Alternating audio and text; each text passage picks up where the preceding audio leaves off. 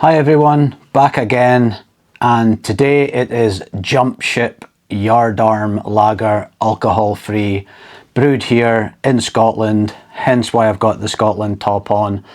I'm going to try and not be biased. I've tried their IPA, it was amazing, so let's get stuck into their alcohol free lager. And we're back to another Jump Ship. I really wanted to try this one after trying the IPA. It really was nice. And I love how it's only about 35-40 minutes away.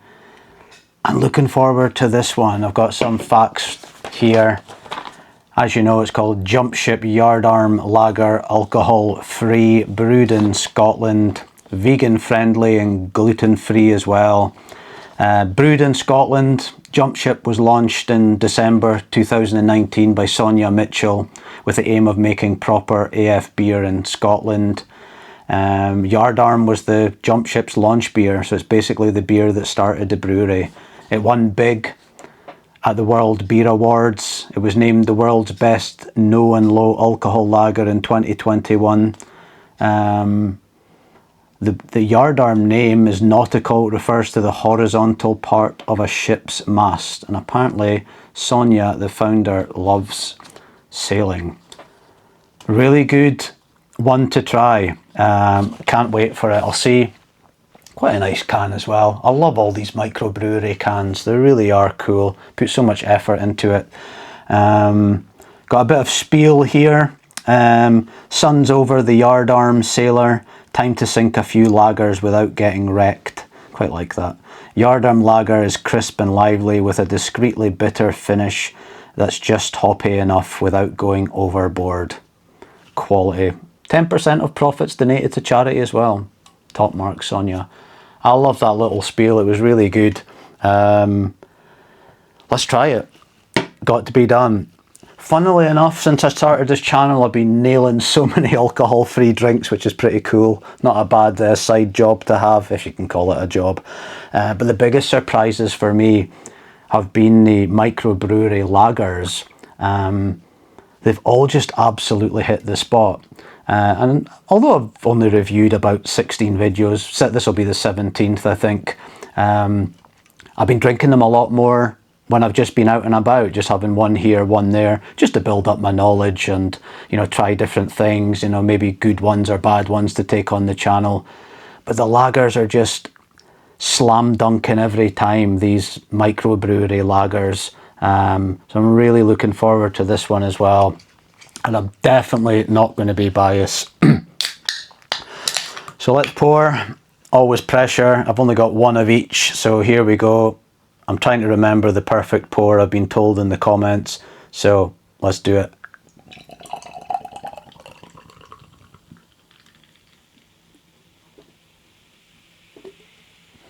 There we go. Not too bad. Oh, missed the camera, did I? Oh, nearly spilled it again. It's lost its head pretty quick, but looks good. Really unique colour, actually. I wonder if it has anything about the colour or facts around the colour when in my notes. Nothing mentioned there. It's funny. It normally mentioned something about the colour, but let's have a smell.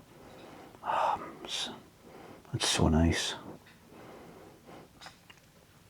It's funny. I don't know why they always seem to be slam dunking the lagers. Like, it's not only Jump Ship, it's loads of ones out there as well. They just seem to be getting it right. Well, the ones I taste anyway.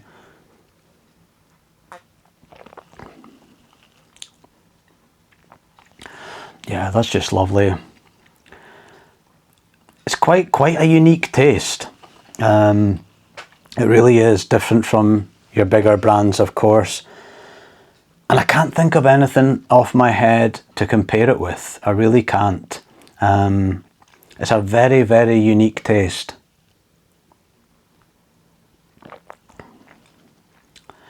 And it's something that, again, I don't think I could sit and nail loads of these. But I think it's just a really good, for me anyway. I'm not going to sit probably like most people and like you would drink 10 normal Stellas or something like that. You know, with alcohol-free drinks, you know, it's just one or two. That'll do the job. Maybe before I go to the football or the rugby, or there's a concert on. Maybe on a Saturday night if there's one in the fridge. And I've got a lot in the fridge at the moment because I've got obviously a lot to review. But I'm just I'm a one or two alcohol-free drinks at a time, and I think this one, I think that's what it would be for me. It just really hits the spot. It really does. I'm going to have a few more sips and then I'll get to the scoring, and I think it's going to be a pretty good one. So the scores are in for Yardarm, and pretty good like the last one. I'm really happy with it, and quite a unique tasting lager, which I would expect from a microbrewery as well. You don't want to go out and make the usual commercial crap. But on look, giving it a 7 out of 10. Bit cloudy, love the colour, lost its head. I know people will blame me, but did I do something wrong again? Please tell me in the comments. The smell, going to give a solid 7.5 out of 10. You know exactly what you're getting. If you've watched the previous videos, there's some I've been drinking where the smell just doesn't match what you're going to taste. It's kind of funny. I can't really put my finger on it, but this, you know exactly what you're getting. And it's a lovely smell, you know, just that malt and gentle hops. Really, really good. And then we've got the taste.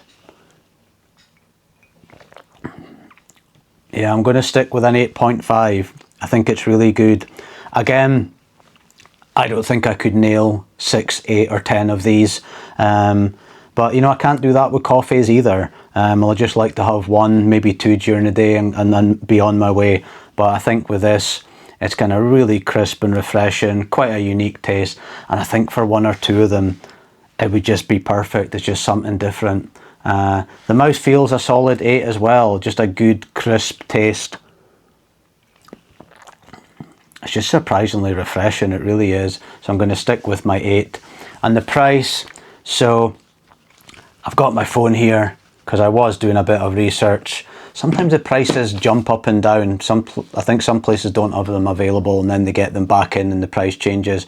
But you're talking $2.75, which is quite a decent amount. I appreciate it's a microbrewery and stuff, and I think, if I remember correctly, they do everything on site at the brewery, packaging, all their teams there, their offices, marketing, etc. So it's not going to be cheap.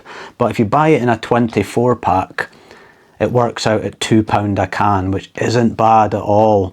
Maybe when I'm judging the price, I should I do the single? It's actually a good question. Should I do the single can price, or should I do the 24 can pack price? Because £2 a can's decent, especially in this day and age where everything costs an arm and a leg. So I'm going to give it a 7.